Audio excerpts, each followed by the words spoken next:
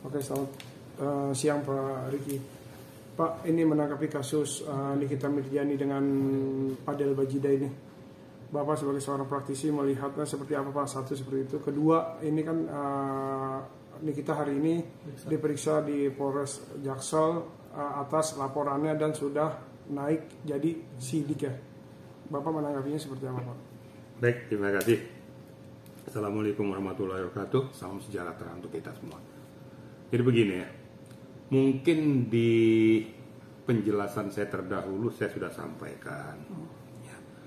Apapun alasannya bahwa Fadel tidak boleh memboyong seseorang ditempatkan di suatu apartemen dengan posisi dia masih di bawah umur.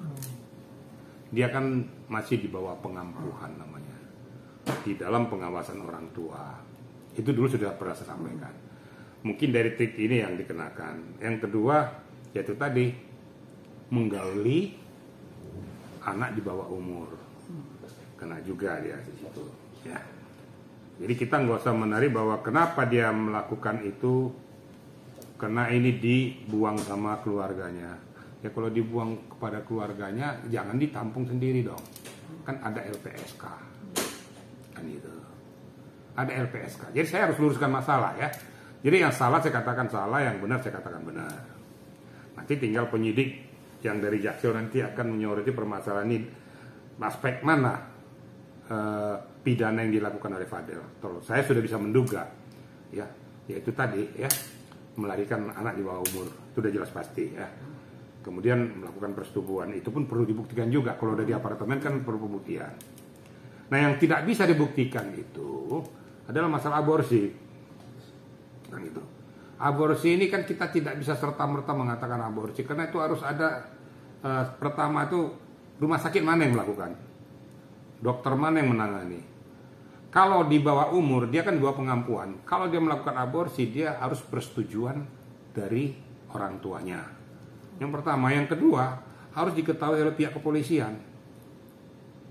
Karena dia melakukan aborsi, berarti kalau dia melakukan aborsi berarti melakukan persetubuhan kepada orang yang sudah dewasa. Agar nanti bisa diambil siapa orang dewasa yang mensetubui dia sehingga dia hamil. Kan begitu kira-kira ya. Nah, kalau dikatakan naik sidik ya sah-sah saja. Menurut saya ya memang konstruksinya melarikan anak di bawah umur ya kena pidana. Walaupun ya yang saya monitor Nikita Mirzani sempat membuang nih anak. Ya, kalau memang kita piawai kita harus menyerahkannya kepada LPSK tadi. Di LPSK tadi lah nanti dilindungi, dimediasi ataupun diambil langkah-langkah hukum yang lain.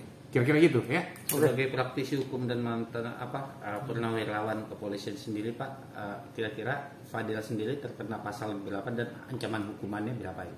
Oh, nanti pihak penyidik kalau penerapan pasal. Nah ini saya orang yang seperti itu ya. Penerapan pasal yang diterapkan itu adalah rahasia penyidik. Kita nggak boleh mengatakan bahwa kena ini pencabulan, apa segala macam. Tentu ada hasil sidik daripada penyidik yang menyatakan ternyata apa yang kita duga tidak itu diterapkan pasalnya. Pasal yang berbeda. Kan ada irisannya. Nanti tentunya kalau saya perhatikan pasti ada yuntonya.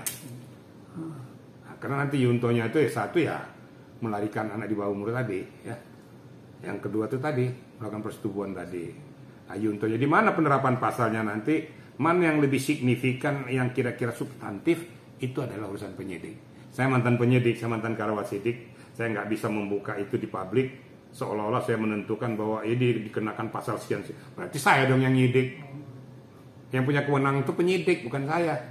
Tapi jelas kalau sudah naik sidik, berarti sudah penetapan tersangka. Kira-kira gitu, ya. Oke Pak. Oke Pak Irjen, satu lagi Pak Irjen. Ini kan anak di bawah umur si Loli. Ini si Fadel bisa dikenakan pasal berlapis nggak? Ya itu tadi. Kan kalau sudah diyunto kan berarti kan sudah dia.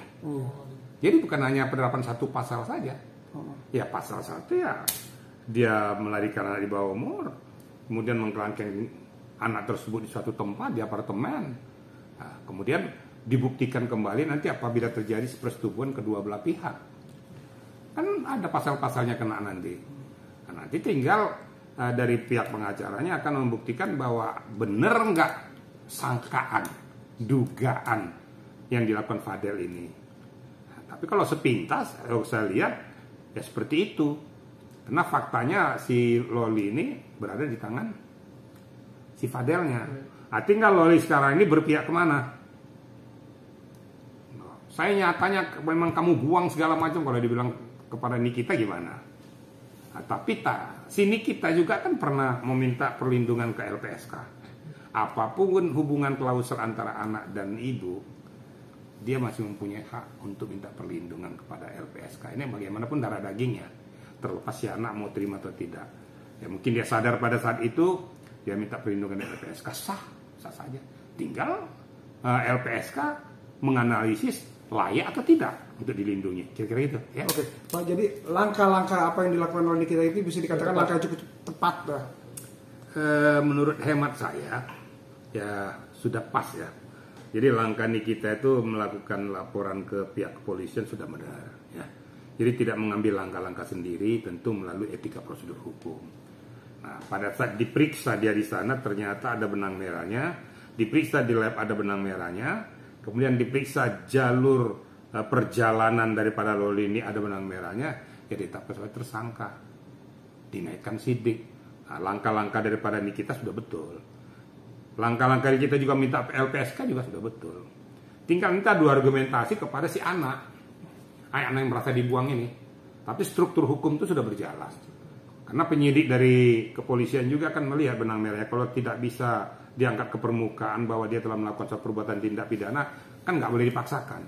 Tapi secara kasat mata, ini kasat mata ya, itu memang sudah tepat karena ini anak di bawah umur, di bawah pengampuan. Jadi nggak layak untuk disimpan oleh seseorang. Apalagi nih orang yang menyimpan ini tidak ada hubungan saudara, hubungan antara laki-laki dan perempuan. Ini akan dia. Nah, sudah tepat itu nih kitanya. Nah, tinggal nanti kita lihat perjalanannya gimana. Pasalnya berapa, undang-undang mana yang dikenakan, nanti kita lihat nanti di penyidik. Tentu pasti ada juga kena, yang saya tahu itu adalah dikaitkan dengan undang-undang perlindungan anak.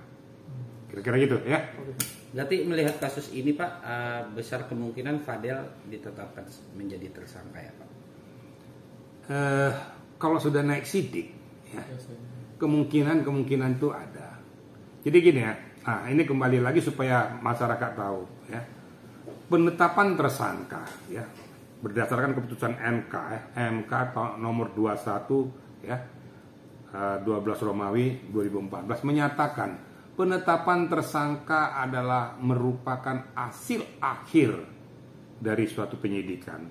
Nah, sekarang kepolisian kan sudah melakukan lidik sidik. Di dalam lidik sidik ternyata ada benang merahnya, diangkatlah dari lidik menjadi sidik. Kalau sudah berani menentukan sidik, berarti untuk menemukan siapa pelaku dan tersangkanya. Kalau belum bisa menentukan siapa tersangkanya, nggak bisa dinaikkan ke sidik. Nah, tinggal siapa yang diduga sebagai tersangka, yang diduga sebagai pelaku. Nah, ternyata Fadel, ya kemungkinan besar itu ya naik jadi tersangka. Nah, nanti tinggal penetapan dari pihak kepolisian. Jadi saya tuh mengambil benang merah secara runtut. Jadi hukum berjalan tegas, tidak ditabrak, jangan seperti kasus Vina dulu. Kasusnya yang pra-peradilan tuh. Kalau itu memang jelas-jelas pihak kepolisian salah. Karena dia menetapkan tersangka tanggal 21, tanggal 22 baru diperiksa. Nggak boleh menabrak keputusan daripada Mahkamah Konstitusi. Ditangkap dulu baru diperiksa, nggak boleh. Periksa dulu, baru tangkap. Kalau terbukti. Kalau tidak terbukti dilepaskan. Itu kira-kira ya. Itu konstruksi hukum ya. Pak,